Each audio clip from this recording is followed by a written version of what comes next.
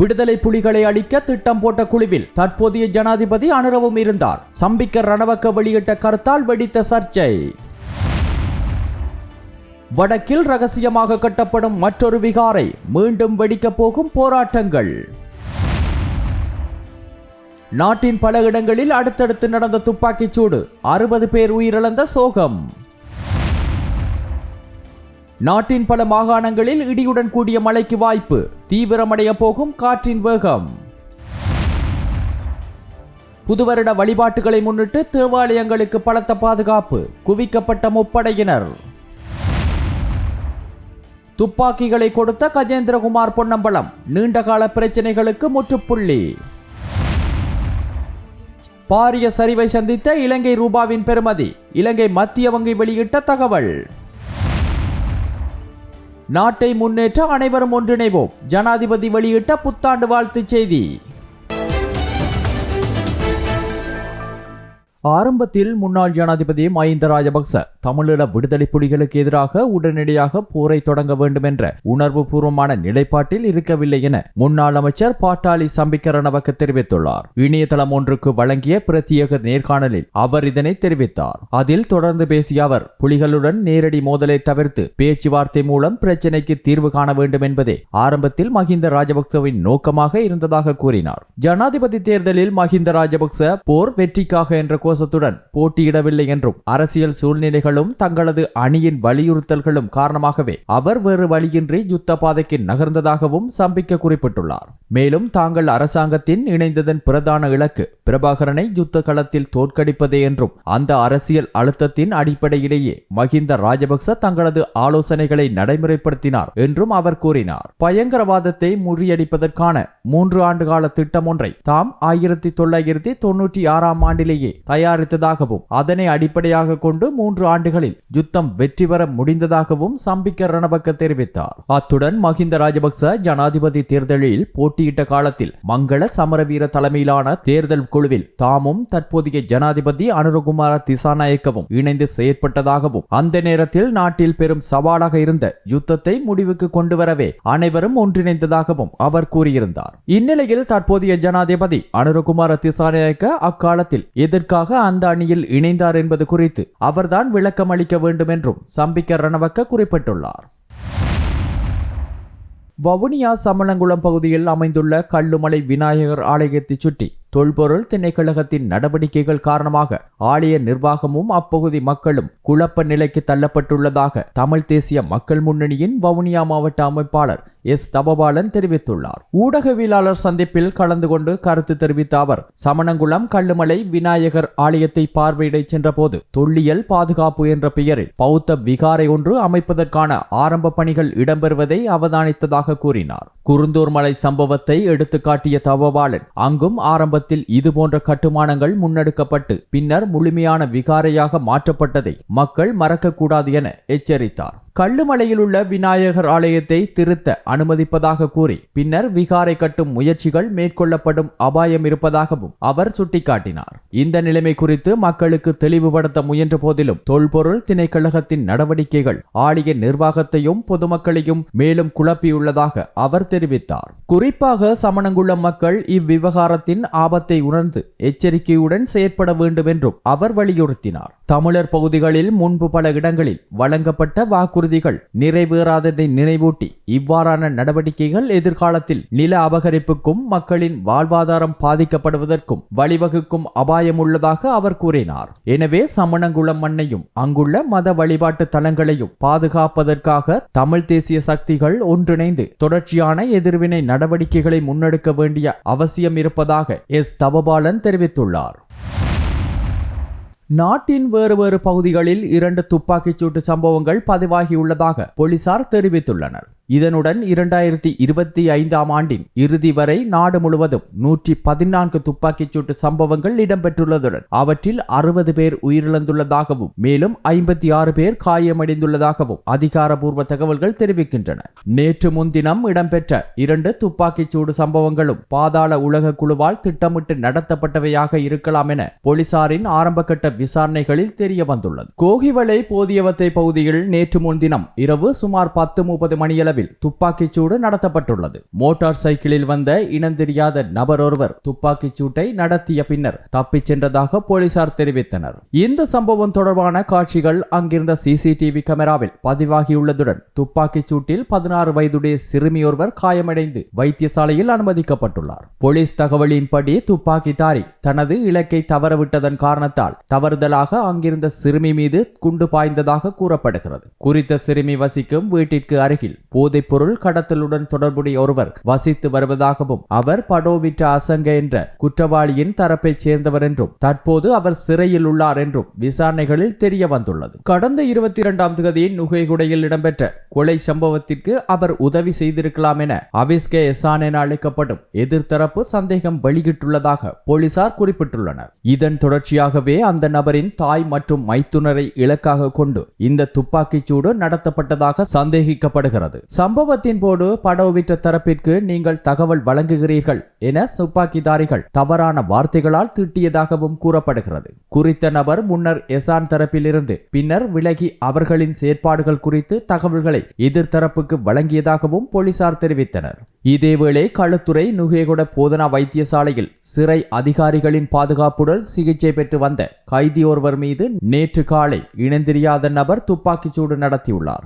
இந்த தாக்குதலில் காயமடைந்தவர் திலீப் சதுரங்க என்ற ரஜவத்தே சதுவா என அழைக்கப்படும் நபர் என போலீசார் தெரிவித்தனர். அவர் கடந்த 13ஆம் தேதி ஹெரோயின் தொடர்பான குற்றச்சாட்டில் கைது செய்யப்பட்டு நீதிமன்ற உத்தரவின் பேரில் விளக்கமறியலில் வைக்கப்பட்டிருந்தார். களுத்துறை சிறையில் தடுத்து வைக்கப்பட்டிருந்த போது கடந்த 29ஆம் தேதி ஏனைய கைதிகளால் தாக்கப்பட்டதன் பின்னர் அவர் வைத்தியசாலையில் அனுமதிக்கப்பட்டிருந்ததாக வைத்தியசாலை வட்டாரங்கள் தெரிவித்துள்ளன. துப்பாக்கிச் சூட்டில் அவரது வயிற்று பகுதியில் காயம் ஏற்பட்டுள்ளதாகவும் அவர் களுத்துறை நவீன் என்ற குற்றவாளியின் தரப்பைச் சேர்ந்தவர் என்றும் போலீசார் உறுதிப்படுத்தியுள்ளனர். வடக்கு, கிழக்கு, மத்திய, வடமத்திய, வடமேற்கு மற்றும் ஊவா மாகாணங்களின் சில பகுதிகளில் இன்று இடைக்கிடையே மழை அல்லது இடியுடன் கூடிய மழை பெய்யக்கூடும் என வளிமண்டலவியல் திணைக்களம் அறிவித்துள்ளது. அத்துடன் மத்திய, வடமேற்கு மற்றும் ஊவா மாகாணங்களிலும் மட்டக்களப்பு மற்றும் அம்பாறை மாவட்டங்களில் சில இடங்களிலும் 75 மில்லிமீட்டருக்கும் மேற்பட்ட கனமழை பதிவாகலாம் என எதிர்பார்க்கப்படுகிறது. பிற்பகல் 2 மணிக்கு பின்னர் நாட்டின் பல பகுதிகளில் மழை அல்லது இடியுடன் கூடிய மழை உருவாகும் சாத்தியம் காணப்படுவதாக திணைக்களம் தெரிவித்துள்ளது. மேலும் சப்ரகமுவ மற்றும் மத்திய மாகாணங்களிலும் காலி மற்றும் மாத்தறை மாவட்டங்களிலும் அதிகாலை நேரங்களில் மூடுபனி நிலவக்கூடும் எனவும் எச்சரிக்கப்பட்டுள்ளது. இடியுடன் கூடிய மழை பெய்யும் சந்தர்ப்பங்களில் தற்காலிகமாக பலத்த காற்று வீசக்கூடும் என்பதால் அதனால் ஏற்படக்கூடிய அபாயங்களை குறைப்பதற்காக பொதுமக்கள் தேவையான முன்னெச்சரிக்கை நடவடிக்கைகளை மேற்கொள்ளுமாறு அறிவுறுத்தப்பட்டுள்ளனர். இதேவேளை மன்னார் முதல் புத்தளமூடாக கொழும்பு வரையும், திருகோணமலை முதல் மட்டக்களப்பு வழியாக கம்பாந்தோட்டை வரையும் உள்ள கடற்கரை பகுதிகளில் பல இடங்களில் மழை பெய்யக்கூடும் என தெரிவிக்கப்பட்டுள்ளது. புத்தளம் முதல் கொழும்பு வழியாக காலி வரையான கடலோர பகுதிகளில் காற்றின் வேகம் அதிகரிக்கும் எனவும் இதன் காரணமாக அந்த பகுதிகளில் கடல் நிலைமை ஓரளவு கொந்தளிப்பாக இருக்கலாம் எனவும் வளிமண்டலவியல் திணைக்களம் குறிப்பிட்டுள்ளது. இதேவேளை கடல் கொந்தளிப்பால் திருகோணமலை கடற்கரை மூடப்பட்டுள்ளது என்பதை எச்சரிக்கும் விதமாக நேற்று சிவப்பு கொடி ஏற்றப்பட்டுள்ளது. கடல் அலைகளின் வேகம் அதிகரித்து காணப்படுவதால் இவ்வாறு சிவப்பு கொடி ஏற்றப்பட்டுள்ளது. காலநிலையில் ஏற்பட்ட மாற்றங்கள் இவ்வாறான தாக்கங்களை செலுத்தியுள்ளது. புது வருடத்தை முன்னிட்டு மட்டக்களப்பு மாவட்டத்தில் அமைந்துள்ள அனைத்து கிறிஸ்தவ ஆலயங்களிலும் விசேட பாதுகாப்பு ஏற்பாடுகள் மேற்கொள்ளப்பட்டுள்ளதாக தகவல்கள் தெரிவிக்கின்றன. புளியந்தீவு மரியாள் தேவாலயம், தாண்டவன்வெளி காணிக்கை மாதா தேவாலயம், கடந்த ஈஸ்டர் தாக்குதலுக்கு இலக்கான சியோன் தேவாலயம் உட்பட மெதடித்த தேவாலயங்கள் உள்ளிட்ட அனைத்து கிறிஸ்தவ வழிபாட்டு இடங்களுக்கும் முப்படையினரும் பாதுகாப்பு வழங்கி வருகின்றனர். மேலும் தேவாலய நிர்வாகங்களின் மேற்பார்வையின் கீழ் மட்டுமே பக்தர்கள் ஆலய வளாகங்களுக்குள் அனுமதிக்கப்படுகின்றனர் என்றும் பாதுகாப்பு நடைமுறைகள் கடுமையாக பின்பற்றப்பட்டு வருவதாகவும் தெரிவிக்கப்படுகிறது. இதற்கிடையில் மட்டக்களப்பு மட்டுமல்லாது நாடு முழுவதும் உள்ள அனைத்து கிறிஸ்தவ தேவாலயங்களிலும் பாதுகாப்பு படையினர் கடமைப்பாட்டில் ஈடுபட்டுள்ளமை குறிப்பிடத்தக்கது.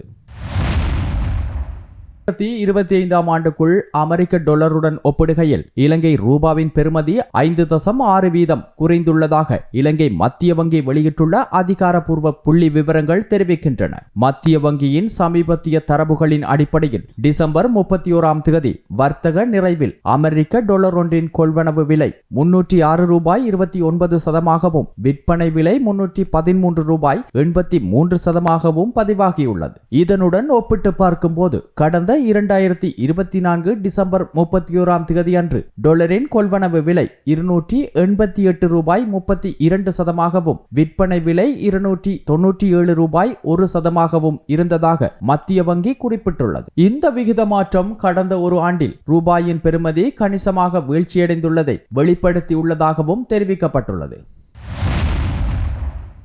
பெரும் மறுசீரமைப்பும் நாட்டை மீண்டும் கட்டியெழுப்பும் முக்கிய பொறுப்புகளும் முன்னிற்கும் நிலையில் இலங்கை 2026ஆம் ஆண்டு புத்தாண்டை வரவேற்கிறதாக ஜனாதிபதி அனுரகுமார திசாநாயக்க தனது புத்தாண்டு வாழ்த்து செய்தியில் தெரிவித்துள்ளார். அவர் வெளியிட்டுள்ள செய்தியில் பல்வேறு சவால்கள் நிலவிய போதிலும் 2025ஆம் ஆண்டு தேசிய தேவைகளை கருத்தில் கொண்டு நிலையான அபிவிருத்திக்கான உறுதியான அடித்தளத்தை அமைத்த ஆண்டாக மாறியுள்ளதாக குறிப்பிட்டுள்ளார். 1977க்கு பிந்தைய காலத்தில் மிக குறைந்த வரவு செலவு திட்ட பற்றாக்குறை பதிவானதும் 2007க்கு பிறகு அரச வருவாய் அதிகரித்த ஆண்டாக 2025 அமைந்ததாகவும் அவர் குறிப்பிட்டார். நாட்டின் வரலாற்றில் முதன்முறையாக முதன்மை கணக்கில் மிகை அடைந்ததும் பொருட்கள் மற்றும் சேவைகள் ஏற்றுமதி வருவாய் சுமார் 17 பில்லியன் அமெரிக்க டாலர்களை எட்டியதாகவும் அரச வருவாய் இலக்குகளை மிஞ்சிய அரிதான ஆண்டாக 2025 பதிவானதும் குறிப்பிடத்தக்க பொருளாதார முன்னேற்றங்களாக சுட்டிக்காட்டப்பட்டுள்ளன.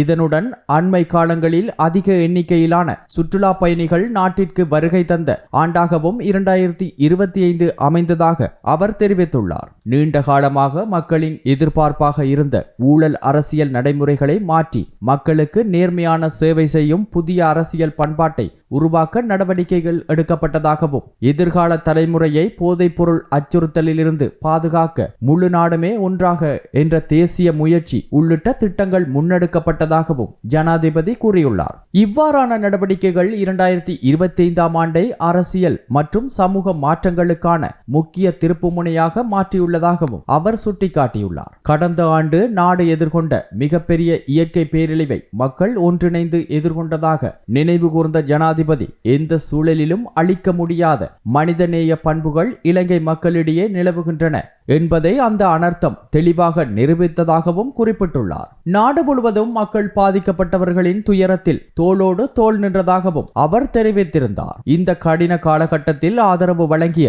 வெளிநாடுகளில் வாழும் இலங்கையர்களுக்கும் நட்புறவின் அடிப்படையில் உதவிய உலக நாடுகளுக்கும் அனர்த்த காலத்தில் அயராது பணியாற்றிய முப்படையினருக்கும் போலீசாருக்கும் அரசு உத்தியோகத்தர்களுக்கும் ஜனாதிபதி தனது நன்றியை தெரிவித்துக் கொண்டுள்ளார். வரலாற்றில் வீழ்ச்சியடைந்த நாடுகள் அனைத்தும் அந்த மக்களின் இலட்சியமும் துணிச்சலும் காரணமாகவே மீண்டும் எழுந்துள்ளன என்பதை நினைவூட்டிய ஜனாதிபதி இலங்கை மக்களின் உறுதியான மனப்பாங்கு நாட்டை முந்தைய நிலைமையை விட சிறப்பாக கட்டியெழுப்பும் சக்தியை வழங்கும் என நம்பிக்கை தெரிவித்தார். புத்தாண்டு என்பது கடந்த அனுபவங்களை மீளாய்வு செய்து எதிர்காலத்தை புதிய நம்பிக்கையுடன் திட்டமிடும் வாய்ப்பாக இருப்பதாக கூறிய அவர் நாட்டின் மீளெழுச்சிக்கான பயணத்தில் உறுதியுடனும் ஒற்றுமையுடனும் அனைவரும் ஒன்றிணைய வேண்டும் என அழைப்பு விடுத்துள்ளார். மலர்ந்த 2026 புத்தாண்டு அனைத்து குடிமக்களுக்கும் வெற்றியும் நம்பிக்கையும் நிறைந்த ஆண்டாக அமைய வேண்டும் என ஜனாதிபதி தனது புத்தாண்டு வாழ்த்துச் செய்தியில் தெரிவித்துள்ளார்.